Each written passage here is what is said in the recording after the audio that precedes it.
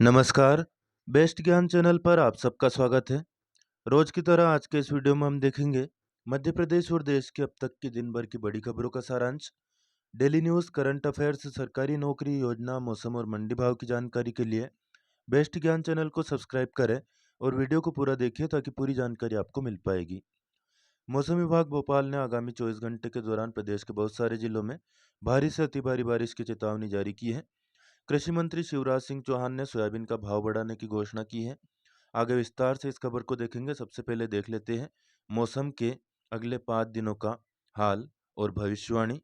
3 सितंबर को जिन जिलों में 50 से 75% स्थानों पर बारिश हो सकती है वे जिले हैं निवाड़ी, टीकमगढ़, छतरपुर, पन्ना, भिंड, ग्वालियर, दतिया, शिवपुरी, अशोकनगर, विदिशा, राजगढ़, भोपाल, रायसेन, सीहोर, नर्मदापुरम, हरदा, बैतूल, बुरहानपुर, खंडवा, देवास, उज्जैन, इंदौर, खरगोन, धार, बड़वानी, झाबुआ, रतलाम, मंदसौर, नीमच, राजगढ़ जिले।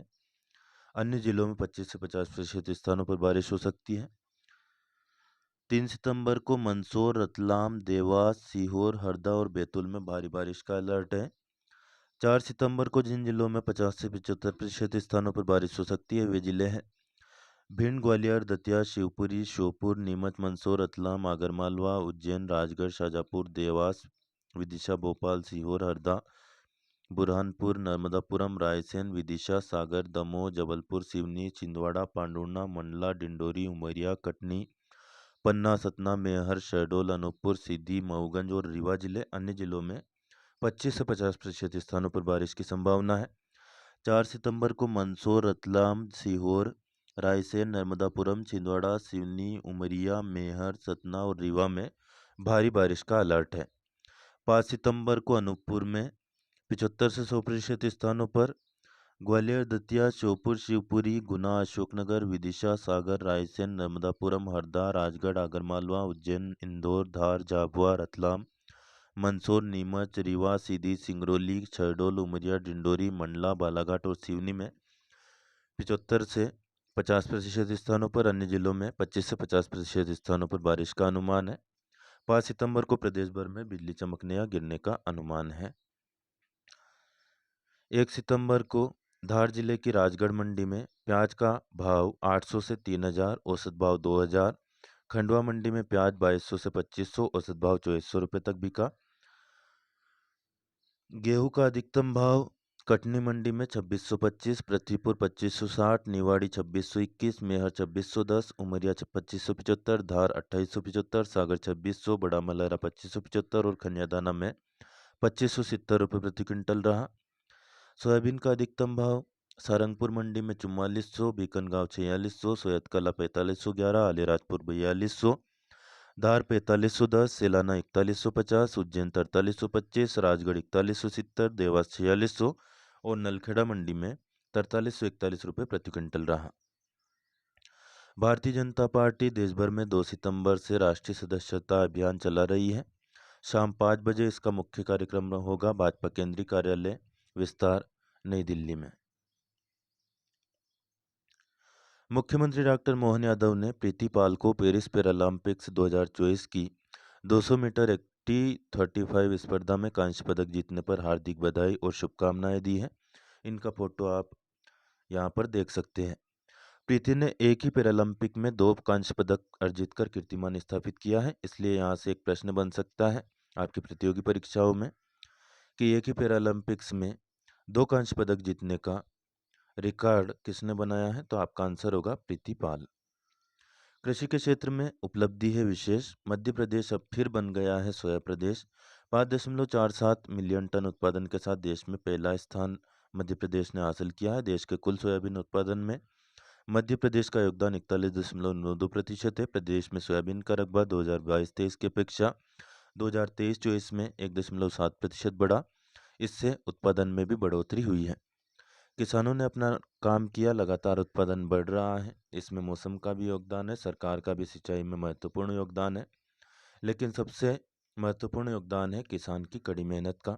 तो किसान ने अपना काम कर दिया, लेकिन अब बारी है सरकार की। सरकार को जल्द से जल्द किसानों को उचित मूल्य सोयाबीन का दिलवाना चाहिए। 2013-14 में जो भाव थे 4200-4300 के, वही भाव अब 2024-25 में 10 साल बाद भी चल रहे हैं, जबकि लागत दुगनी हुई है। जो मजदूर पहले 100-200 रुपये में मिल जाया करते थे, अब 400-500 रुपये से ऊपर में मिल रहे हैं। इसी प्रकार से खरपतवार नाशक दवाओं की मांग बढ़ी है, भाव बढ़ा है। कीटनाशक जो पहले 1-2 छिड़काव में काम हो जाता था, अब 3 से 4 बार छिड़कने पड़ रहे हैं, तब जाकर के फसल बच पा रही है। लागत सभी की बढ़ रही है, चाहे खाद हो, कीटनाशक हो, मजदूरी हो। ऐसे में सरकार को चाहिए कि जल्द से जल्द किसानों को उचित मूल्य सोयाबीन का दिलाया जाए, और यह उचित मूल्य 6,000 रुपये से कम नहीं हो सकता। यदि इससे कम होगा तो निश्चित तौर पर लाभकारी मूल्य किसानों को नहीं मिल पाएगा और लागत भी नहीं निकल पाएगी। इसको लेकर लगातार किसान मांग उठा रहे हैं, आंदोलनरत हैं। आप भी अपने तहसील या कलेक्ट्रेट कार्यालय में जाएं और तहसीलदार, एसडीएम या कलेक्टर को ज्ञापन सौंपें। 1 से 7 सितंबर तक एमपी के समस्त ग्राम पंचायत में पहली बार सोयाबीन के भाव 6,000 रुपये प्रति क्विंटल करने के संबंध में सचिव को मुख्यमंत्री के नाम ज्ञापन दिया जाने की पहल की जा रही है। इस पहल में भी आप भाग ले। किसान ही अगर मौन रहेगा तो फिर कौन सुनेगा। लखपति दीदी सम्मेलन का आयोजन कृषि मंत्री और किसान कल्याण मंत्री शिवराज सिंह चौहान के मुख्य आतिथ्य में और अध्यक्षता में आयोजित हुआ। रविंद्रनाथ टैगोर सांस्कृतिक भवन, विदिशा, मध्य प्रदेश में गंजबासुदा से पूर्व मुख्यमंत्री शिवराज सिंह चौहान और वर्तमान कृषि मंत्री ने घोषणा की है कि किसानों को उनकी फसल का उचित मूल्य और खास तौर पर न्यूनतम समर्थन मूल्य दिलाया जाएगा। वर्तमान में जो न्यूनतम समर्थन मूल्य है 4892 रुपये है, जो कि किसानों के लिए ऊँट के मुंह में जीरे के समान है। कृषि मंत्री यदि वास्तव में किसान हितैषी है तो उनको किसानों की मांग पर ध्यान देना चाहिए और कम से कम 6,000 रुपये बोनस मिला करके सोयाबीन का भाव देने की घोषणा करनी चाहिए। डेली न्यूज़, करंट अफेयर्स, सरकारी योजना, मौसम और मंडी भाव की जानकारी के लिए बेस्ट ज्ञान चैनल को सब्सक्राइब करना बिल्कुल न भूलें। अन्य दोस्त जो भी आपसे फेसबुक, व्हाट्सएप या टेलीग्राम ग्रुप के जरिए जुड़े हो, उनको भी वीडियो की लिंक शेयर करें ताकि काम की और ज्ञान की जानकारी सभी तक पहुंच पाए। आपकी क्या राय है? सोयाबीन का भाव कितना होना चाहिए? कमेंट करके ज़रूर बताएं। बारिश की स्थिति क्या है? बारिश हो रही है या नहीं आपके क्षेत्र में? वह भी कमेंट करके ज़रूर बताया करें। आपके लाइक, शेयर और सब्सक्राइब करने से और कमेंट में अपने विचार भेजने से हमारा हौसला बढ़ता है। हम लगातार किसान हित में और आपके हित में आवाज़ उठाते रहेंगे। आपके प्रश्न या सुझाव कमेंट करके ज़रूर बताया करें ताकि काम की और ज्ञान की जानकारी लगातार आपके लिए हम पहुंचाते रहेंगे। जवाहर नवोदय विद्यालय में आप एडमिशन अपने बच्चों को दिलवाना चाहें, अप्लाई कर सकते हैं। कक्षा 6वीं में सत्र 2024-25 में प्रवेश के लिए चयन परीक्षा के ऑनलाइन आवेदन आमंत्रित किए गए हैं। 16 सितंबर लास्ट डेट है। 18 जनवरी 2025 शनिवार को परीक्षा होगी। वर्तमान में कक्षा 5वीं में अध्ययनरत विद्यार्थी जिनके पालक जिले के निवासी हो, वे विद्यार्थी आवेदन के पात्र होंगे।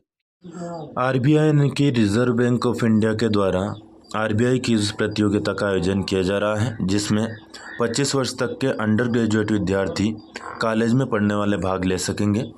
रजिस्ट्रेशन निःशुल्क है। 17 सितंबर 2024 लास्ट डेट है।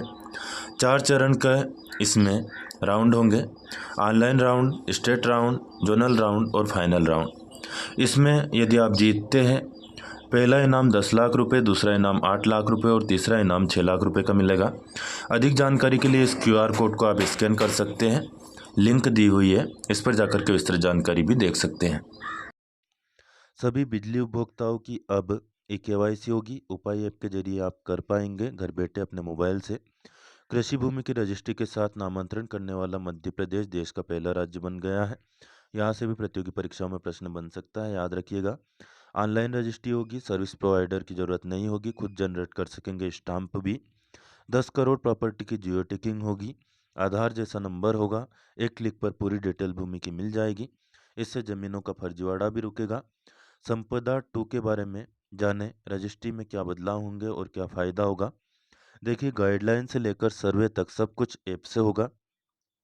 डीड और स्टाम्प खुद लीक और जनरेट कर सकेंगे हितग्राही। गवाहों की ज़रूरत भी नहीं होगी, आधार नंबर चलेगा। तो ये नई व्यवस्था में जिसकी प्रॉपर्टी होगी वही बेच भी पाएगा। प्रॉपर्टी के चिन्हांकन के लिए हर प्रॉपर्टी को 14 अंकों की unique land parcel identification number यानी यूपिन दिया जाएगा। ये रजिस्ट्री की कॉपी पर होगा। नंबर डालने पर प्रॉपर्टी बेचने वाले व्यक्ति की पूरी डिटेल और फोटो मैच हो जाएंगे। बिना इसके प्रक्रिया नहीं बढ़ेगी। तो कुल मिलाकर यह आमूल-चूल परिवर्तन मध्य प्रदेश में किया जा रहा है।